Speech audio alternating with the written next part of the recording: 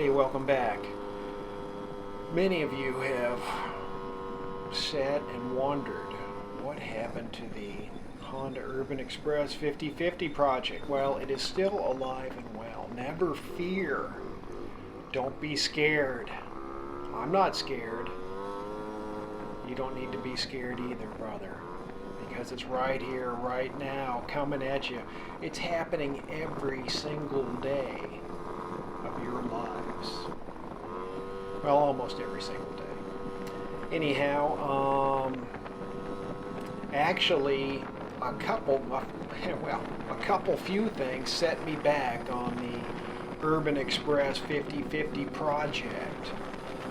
The first thing was something happened and everything was going swimmingly, and then out of the blue something happened and I couldn't figure it out.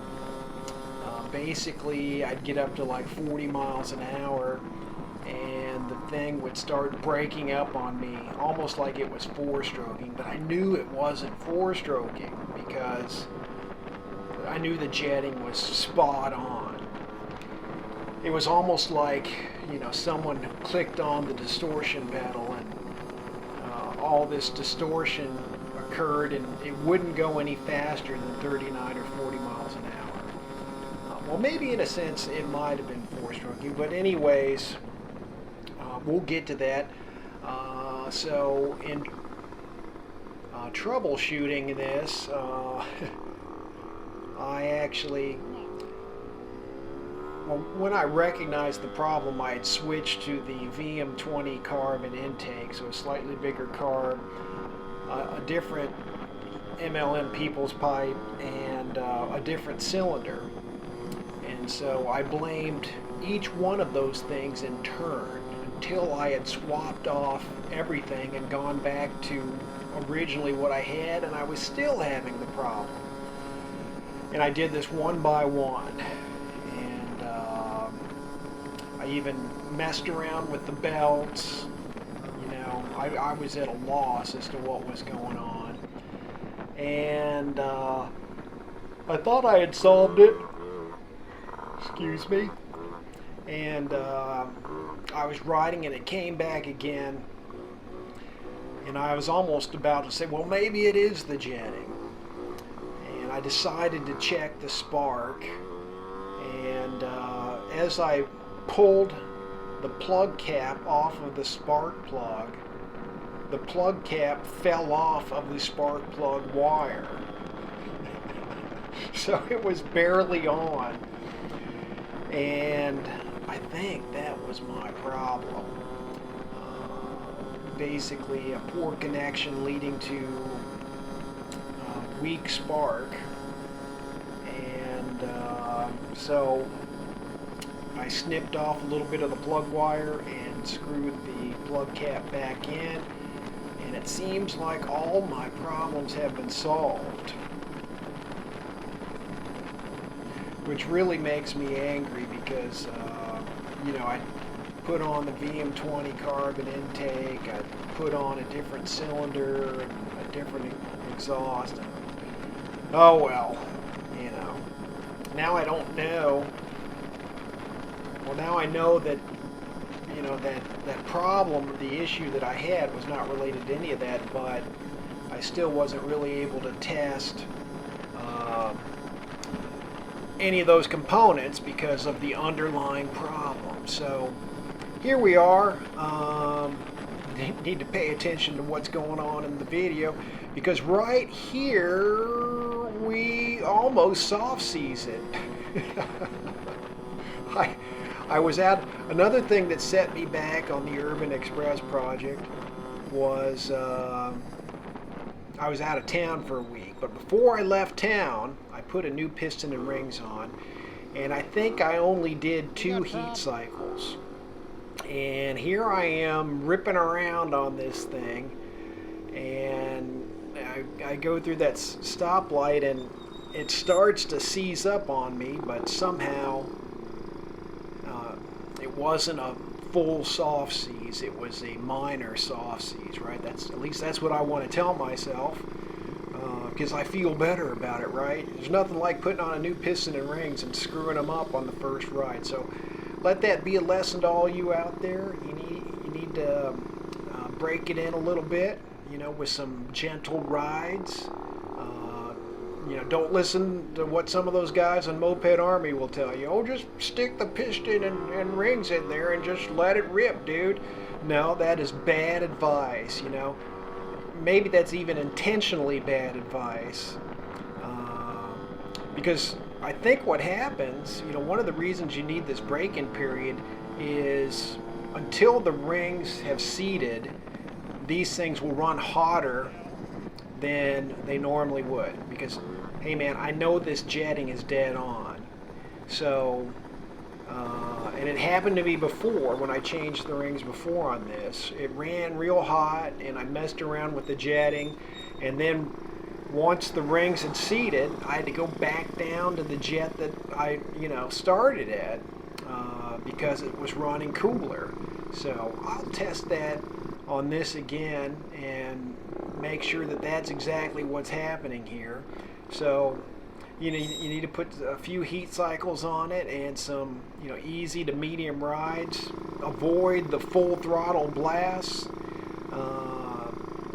That almost got me in trouble there. Still don't feel too good about it, but oh well, such is life, right? I've got it down to where I can probably throw on another piston and rings and hone the cylinder in 45 minutes. Or less, who knows? But I really don't want to do it again. I want to get out there and ride. So after that, as you can also see, forgetting all kinds of stuff. But let me finish up my original point. The other things that kind of set me back on this project was that red Urban Express came back into my life, and I was messing around with that. I sold a Honda Express engine, and I had to test that and ship it out. And I was working on another Honda Express engine, but my stator, I think, is kablooey. So I paused that and went out of town. So here I am. But hey, I've got the Trailtech vapor system. I should tell you a little bit about that because my phone, ever since I got a new iPhone, my GPS has not been very reliable. Never had problems before with my other phone, but with this phone, sometimes it'll wander. You'll be going 40 miles an hour and it'll start creeping up, and it'll try to tell you you're doing 54 and you're like, no, I'm not, I'm doing 40. Or sometimes it'll go the other way. You're going 40 miles an hour, it'll start creeping down, it'll tell you you're doing 28 and you're like, what? And then other times, the only thing I figure is if I pass through a bad cell area, I just completely lose it just stops registering until, the reception gets better. So I don't know what's going on. I gave up on that. I spent the money. I bought this. I think I've got it calibrated pretty good. I might be about a half a mile an hour off. But I ended up I originally measured the circumference of the tire and plugged that in, but that wasn't anywhere close. I don't know if I messed that up, but then I just decided to calibrate it off of the speed radar sign. And, that's, not 100% accurate because, the speed radar sign, number one, when exactly does it read your speed? I mean, does it read it a split second before it, shoots up the numbers on the board, or did it do it 2 seconds before, 3 seconds? I don't know. And of course, it doesn't give you your speed in tenths of a mile per hour like this thing does. But whatever, I would wager that I'm within about a half mile an hour. So, but the Trailtech is really cool because. Video. Is it going to hang in there with me here? We are taxing the processing power of this little laptop computer, aren't we? Just like I'm taxing the power of this little Urban Express. But anyways, what was I saying? Oh, the Trailtech is pretty cool. You got, you know, accurate speed to the extent you dialed it in accurately. You've got the RPMs, you've got the temperature, and you've got other things you can do, you know, odometer, stuff like that. You can go to a screen, it'll show you your max speed, your max temp, you know, your max RPMs. So it's pretty cool. Anyhow, where am I going with this 50/50 project? Well, I guess I got to break in this piston and rings, and I've kind of you know taken a few steps backwards here. So I think I'm going to have to just notch the variator. I wanted to avoid that, but I think I figured out a way to do it. The problem with notching the variator is sometimes the weights get caught there and your bike just dies because the weights don't come back down like they should. So you've got to kind of angle the ramp and make it a smooth transition, and probably you know, people say 10 millimeters is the notch cut you want to put in there. Maybe you start out with a little less, I don't know. And I bought some boys and reeds for this. I got to install those, but and I think I'm going to have to raise the exhaust port a little bit to get higher, to get more flow and thus more RPMs. So anyhow, I hope to, you know, maybe this is going to probably take a while. I've realized. Maybe what I'll try to do is just do one change at a time and report back with a short 5-minute video, and you can kind of see the step-by-step process, because you really haven't seen that so far. So anyways, I will wrap it up here and sign off, because it's kind of late on this Sunday night before Memorial Day. I hope you enjoyed watching. Stay tuned.